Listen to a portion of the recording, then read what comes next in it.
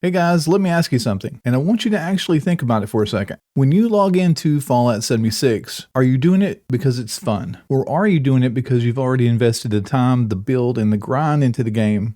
And now you feel like you just have to log in because you have to? Because those two things, they are definitely not the same. And lately, especially after digging into the PTS, a lot of players are starting to feel that difference. And before we go any further, real quick, if you love Fallout 76, even when it frustrates you, hit the like button, please. Not for me, for visibility. Because what we're talking about today matters to players. And yeah, Bethesda's probably watching too. Now, it seems like I'm always having to say this in the videos, but I promise this is not a Bethesda hate video. They work hard, they genuinely do. This game exists because people there care about it and they care about the community. And they also care about money too, but I mean, nothing's for free, right? But caring doesn't automatically mean you always land the plane. And this video isn't about dunking on the devs. It's about protecting what we consider fun in the game. Because once a game stops being fun, players don't riot, they don't always quit loudly, they just stop logging in quietly. We've seen it happen before with Nuclear Winter, we've also seen it whenever they modified or removed the legacies out of the game. It's just too important of a topic not to at least touch on. And Fallout 76 is not a broken game, even though it has all its bugs, and it's definitely not a dead game because we see the community always growing. It's not a bad game. The primary concern is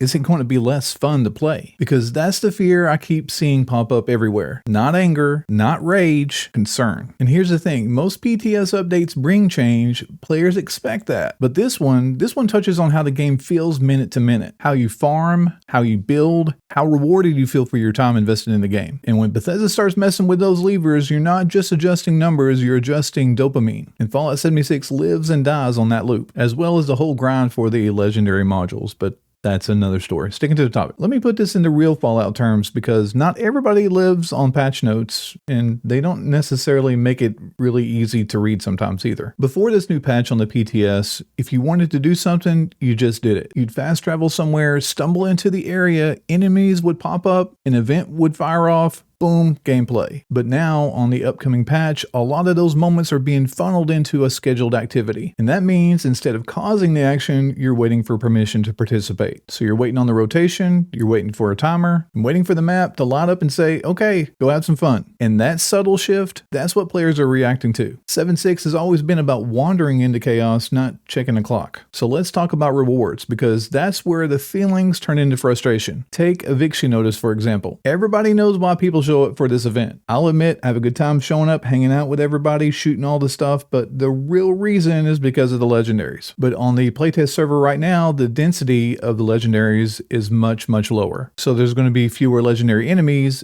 fewer drops, and Bethesda says, hey, we're spreading those rewards out into the world through other events and through other activities. And on paper, that's logical. But here's the player brain. I used to get my dopamine fix in 8 minutes, and now I have to wait 45 minutes. And to me as a player, that doesn't feel like balance, it feels like dilution. Because if I'm supposed to pick up a legendary on the other side of that through an activity, let's use tea time, for example. What does that activity look like on a large scale if 24 other players are trying to do the same thing? If I'm a low-level player and we have a ton of other people at the same activity, I'm basically going to be running around doing absolutely nothing. Most of the time, 7.6 players don't log in saying, I want to play one specific event. They log in with the perception of momentum. You do an event to fight, you fight to loot, you loot to craft, and you craft to tweak your build. And when activities slow that loop, even a little, players will feel it immediately. And for most players, they won't articulate this nuance as design philosophy. They'll say, why is it slower? And that will be their reality. Now let's talk a little bit about armor. And this one's probably going to hit deep. And just a brief disclaimer, I'm still running the same commando build I used whenever I had legacy weapons. So if you have build specific questions, I'm probably not your guy. Moving on. Under armor used to matter in very specific ways. For casual under armor, people ran it just for the intelligence, while shielded lining helped craft and refine your player build. But currently on the PTS, under armor bonuses are simplified resistance only. That means if you spent months tuning around a special boost, that value will be gone. Not moved, not converted,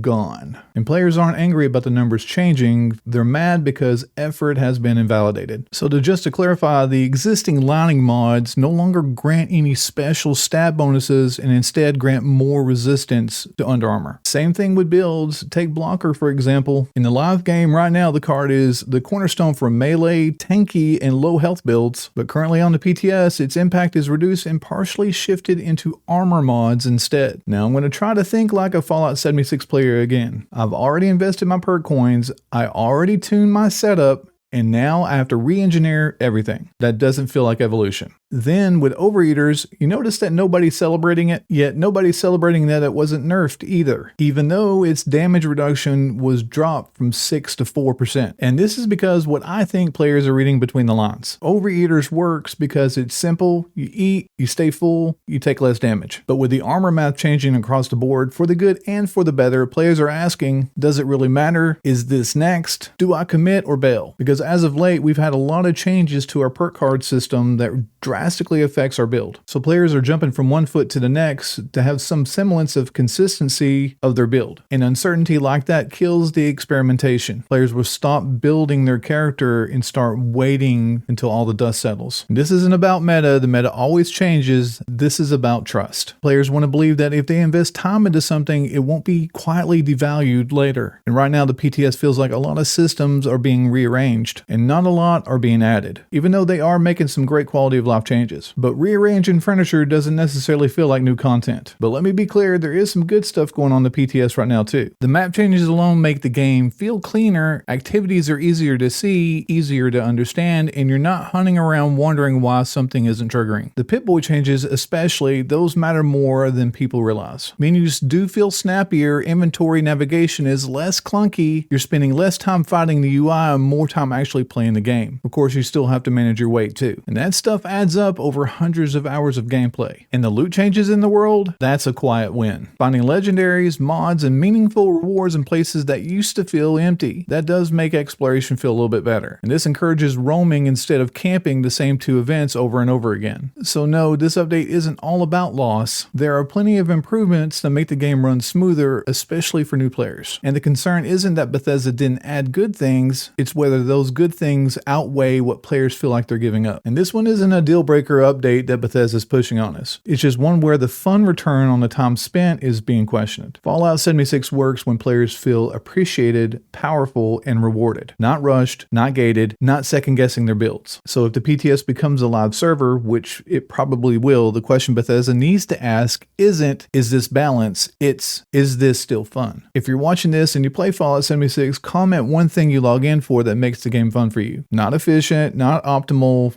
fun. Because for me, that's the line we can't cross. To everyone else, thanks for taking time to watch the video. I'm the Naked Vault Dweller. Love you, bye. Slow.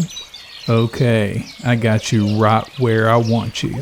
Oh hey, we've made it to the end of the video. Hey, if you look up here, I just want to give a special thanks to these fine folks who participated in making this video happen. Now, if you excuse me, I have a death claw to kill. Where did it go?